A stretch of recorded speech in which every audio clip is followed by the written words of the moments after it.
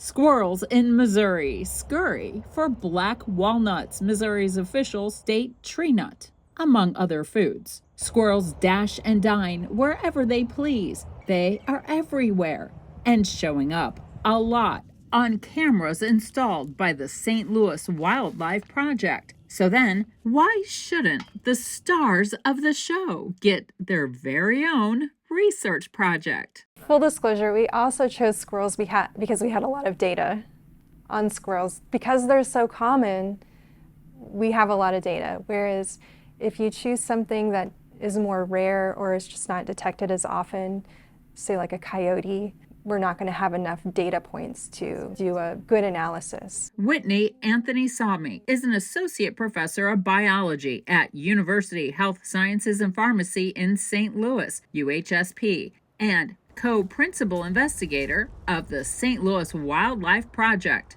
More than 40 locations in the St. Louis area have motion-activated camera traps. Anthonysamy's undergraduate biology students at UHSP engage in the photo tagging process. At UHSP, undergraduate research participation is a priority. So, UHSP students lead the St. Louis Squirrel Project, analyzing a full year of data for the paper. Being here at UHSP, it's really a privilege to get to be part of the education and training of these students. And there are two undergraduate student co-authors on a peer-reviewed publication as, undergraduate students.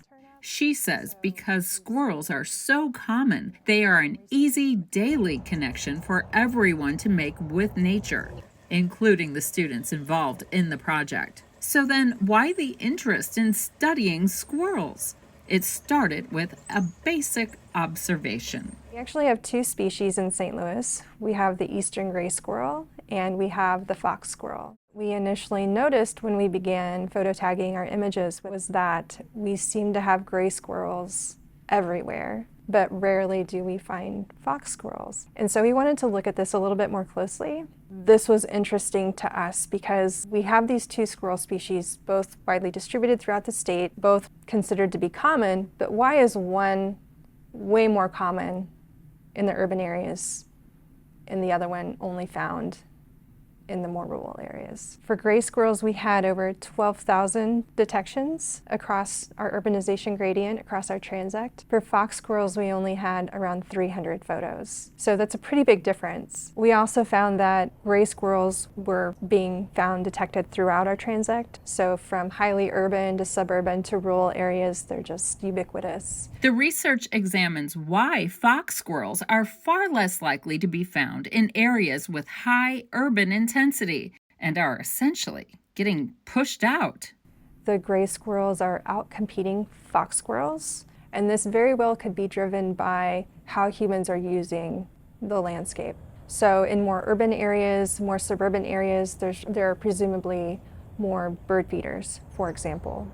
And so it could be that because gray squirrels are better at using these sorts of human resources that they are excluding fox squirrels from these areas and displacing them from areas where maybe they might have inhabited. They've become very good at eating from bird feeders and finding food resources in trash cans. And then how can this information that we're collecting be useful for urban planning, for wildlife ecologists, for habitat managers? Understanding what's happening with squirrel populations may seem like such a small thing, but students are learning there are many good reasons to pay attention. Squirrels are important links in these ecological food webs. And in the fall, they bury acorns and other nuts in the ground. They're very important for distribution and dispersal of tree species as well. And so they're just a really important, cool link in the ecosystem, and I think that's often overlooked.